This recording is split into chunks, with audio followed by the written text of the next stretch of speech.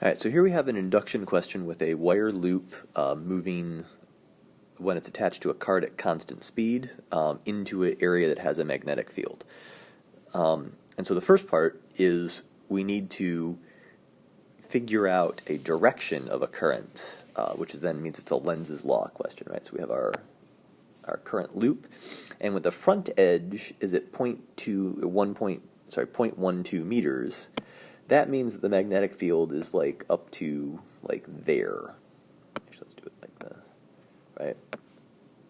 So this, right, is where it's at in the question. Right, and the whole thing is moving with some velocity v. We don't know what it is, but it's constant. And so for Lenz's law, we need to consider a lot of pieces, and we have to make sure to explain them all in detail.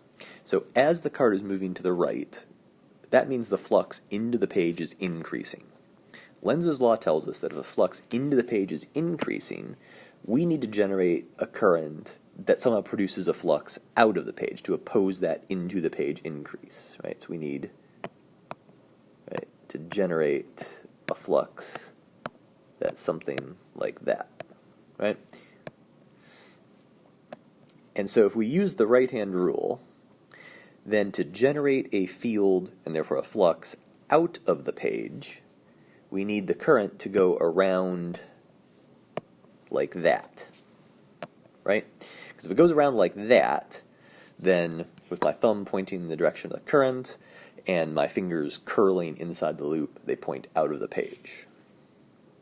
And so that tells us that if you draw it, it's just kind of, it's like those arrows that I drew in green. Or you could write counterclockwise. That would also be accurate, right? That's counterclockwise.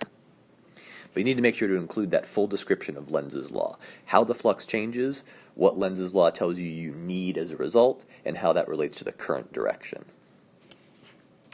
Okay, so now, part B, we get some numbers. So the front end of the loop, we're still at this picture. We now know its exact speed, right? It's not just v, it's 3.0 meters per second.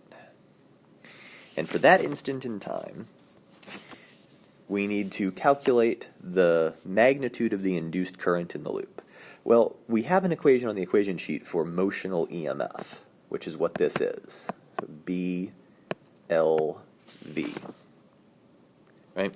You can just use that directly. You don't need to go all the way through Faraday's law when you have a motional EMF. This equation works. So we can plug these numbers in.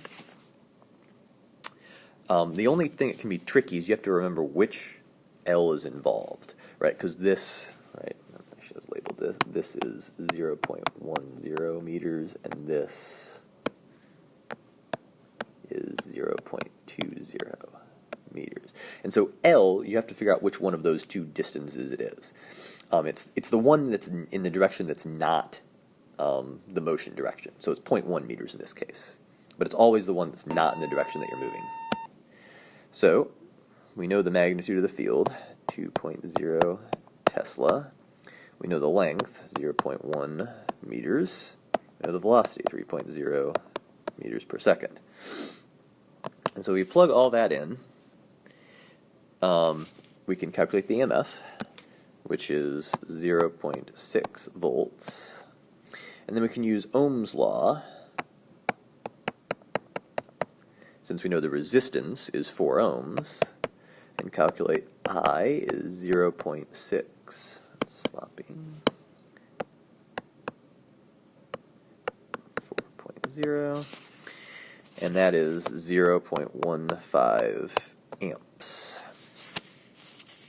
All right, so now we have the current, and we want to calculate the magnitude of the net force on the loop. All right, so this is the force that a current-carrying wire feels in a magnetic field, right? So that's, we find on our equation sheet is B times I times L times sine of the angle between them. Right? And first thing we recognize is this. That's 1, because they're perpendicular. The length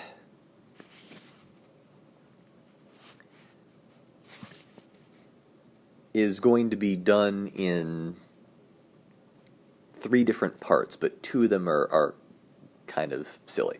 So, right, technically, this is going to be three parts. Right? If I draw my loop again, right, this is sort of how much of it is in the field. This is L1, L2, and L3, right? Each little piece, right?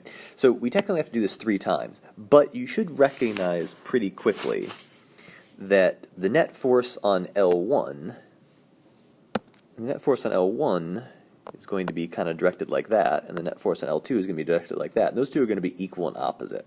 So the net force won't matter for these two at all. It's just that L3 part that will contribute.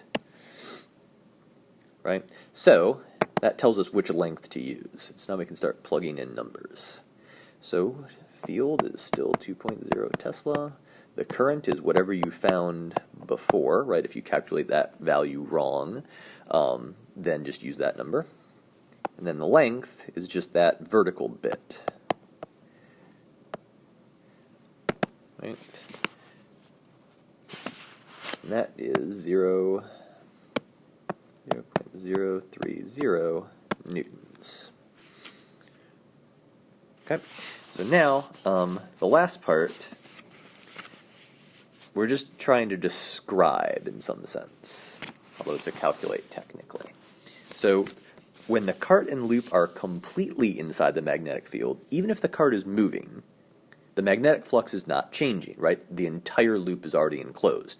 No matter where you put it inside that field, the same amount of flux is passing through it. And so if the flux is constant, the change in flux is 0. If the change in flux is 0, the induced current is 0.